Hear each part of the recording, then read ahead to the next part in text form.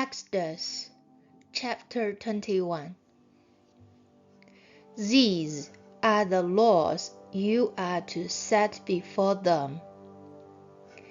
If you buy a Hebrew servant, he is to serve you for 6 years.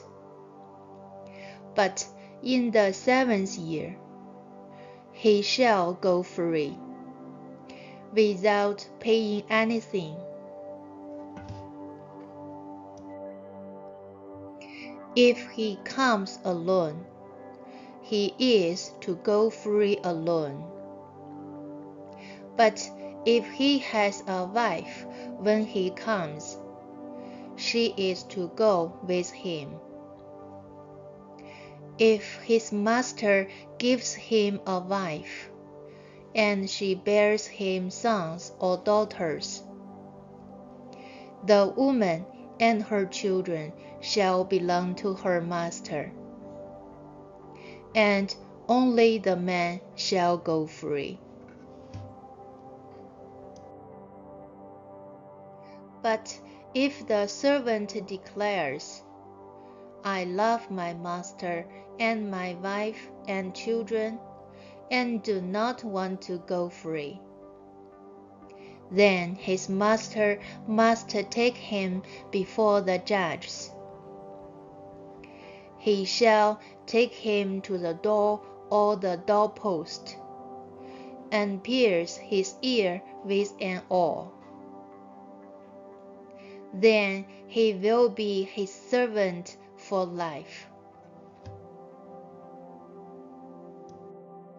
If a man sells his daughter as a servant, she is not to go free as male servants do. If she does not please the master, who has selected her for himself, he must let her be redeemed. He has no right to sell her to foreigners, because he has broken faith with her.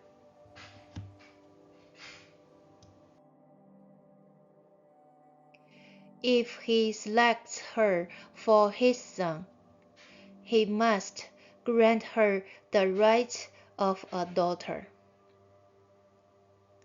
If he marries another woman, he must not deprive the first one of her food, clothing, and marital rights.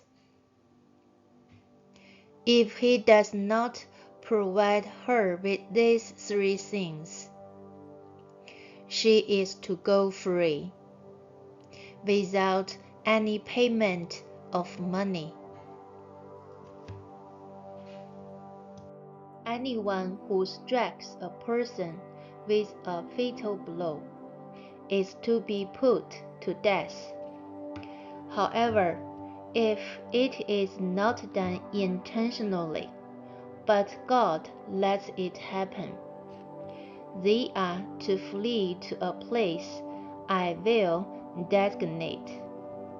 But if anyone schemes and kills someone deliberately, that person is to be taken from my altar and put to death.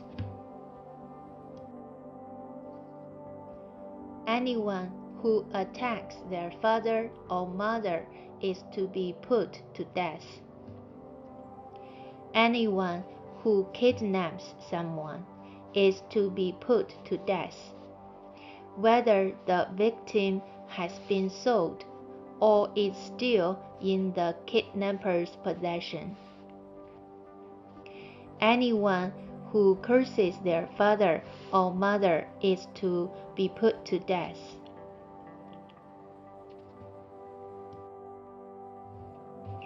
If people quarrel, and one person hits another with a stone or with their fist, and the victim does not die, but is confined to bed, the one who struck the blow will not be held liable, if the other can get up and walk around outside with a staff. However, the guilty party must pay the injured person for any loss of time and see that the victim is completely healed.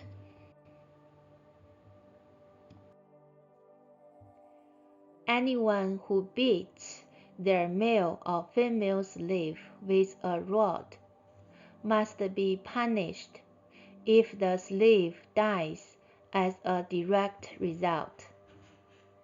But they are not to be punished if the slave recovers after a day or two, since the slave is their property.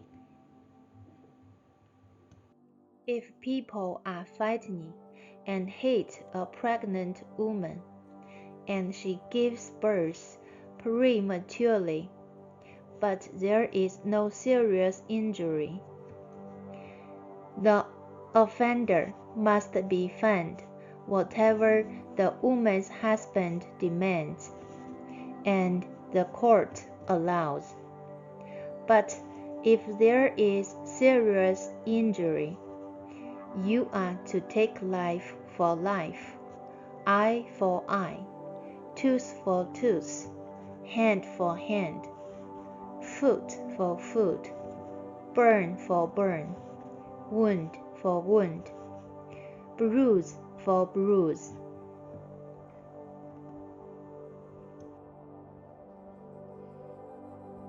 An owner who hits a male or female slave in the eye and destroys it must let the slave go free to compensate for the eye.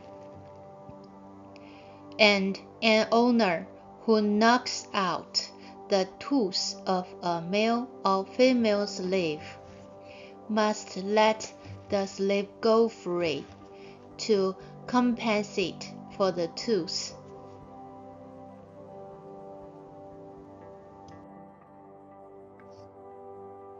If a bull gores a man or woman to death, the bull is to be stoned to death, and its meat must not be eaten.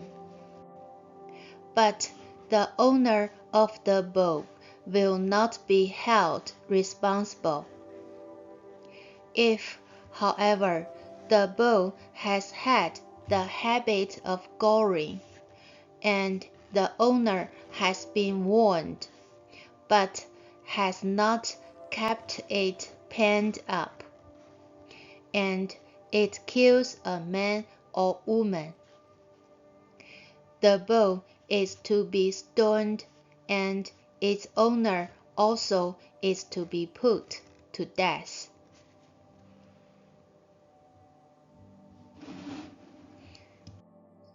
However, if payment is demanded, the owner may redeem his life by the payment of whatever is demanded. This law also applies if the bull gores a son or daughter.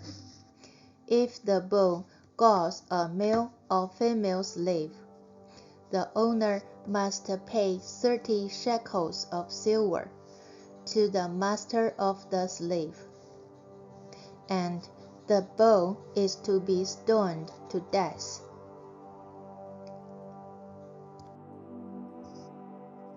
If anyone uncovers a pit or digs one and fails to cover it, and an ox or a donkey falls into it, the one who opened the pit must pay the owner for the loss and take the dead animal in exchange.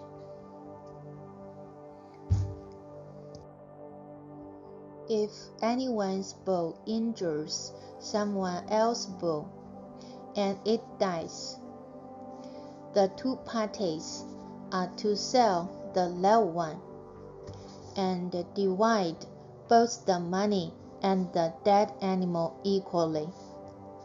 However, if it was known that the bull had the habit of goring, yet the owner did not keep it penned up, the owner must pay, animal for animal, and take the dead animal in exchange.